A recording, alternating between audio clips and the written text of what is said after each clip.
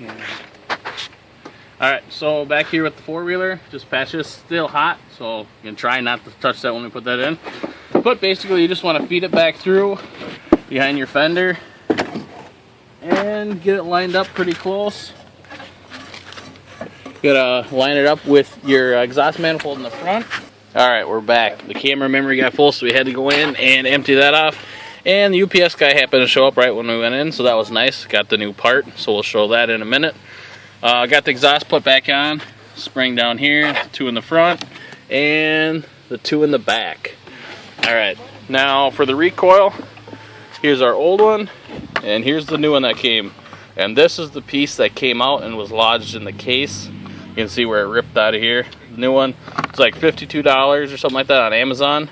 Not bad. A little bit much for a plastic pulley. But we're going to put that back together. Get the bolts put back in, and then hopefully it'll start up.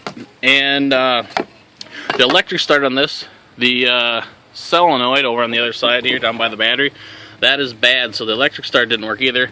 Ordered that too. That didn't come today, but that was like $6 or $7. So when that comes, we'll show putting that on also. So we'll get back to work and put this one back together for you. Alright, so first thing we're going to have to do is put our recoil spring back in, and that fits inside of this ring here. There's a little hook on here. It's going to hook right in this space here, and it's kind of a pain to get in. Not too bad, but gotta, I can start with this end. It hooks in there like that, and pretty much you just gotta wrap this around. Get it put down inside that ring.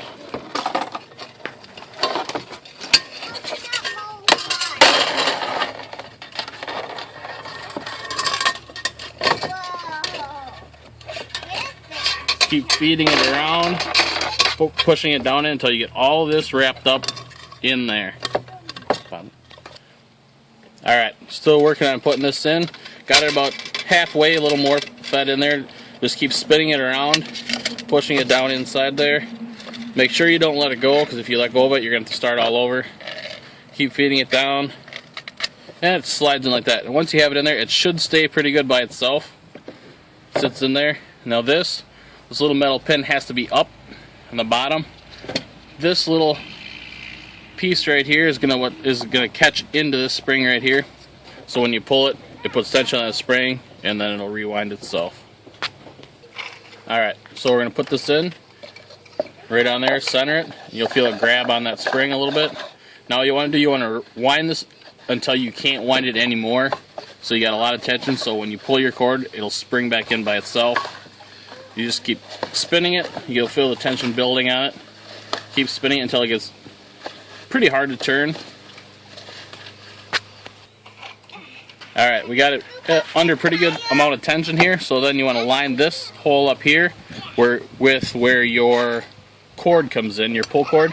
So you line it up, and then take your pull cord, and you want to feed it through, and then you got to fish it through this little hole in here, pull it out, and then you can tie your knot on it.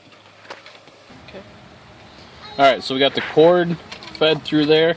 It helps to have another person, if you're holding the tension on this, helps to have another person be able to pull that string up out. So you have it out, pull it through as much as you want, and if you have someone else, have them tie a knot in it for you so you can keep tension on this pulley, because if you let it go now, you're going to have to start all over. Okay. Alright, so we got a knot tied in here. Now you're just going to pull your string back through so the knot seats down in here. And don't let this pulley come up, but you can let it spin now. It should wind your cord up for you. Careful not to let it pop up, because your spring will come out. Alright, wound up nice. Didn't have to push any of the cord in, it sucked itself right in, so we got enough tension. There's a little bit of play on this, and there's this plastic bushing or spacer that fits in around there, so that it takes the play out of it. Alright, now this piece that flew off before, this sits on there like that. This is what flips out and catches on the four-wheeler's motor to start it. Our metal plate that fits over the top. These two little arms is what hits this. So you need to make sure when you put it in there that these two are on this side. You don't want these little pins over by this the hook end. You gotta have them over here. So you line it up. Then when this spins, that kicks that out. Just like that. When you pull your cord, it's gonna kick it out.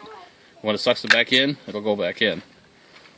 Alright, now we'll put our nut and our rubber backed washer back on this side,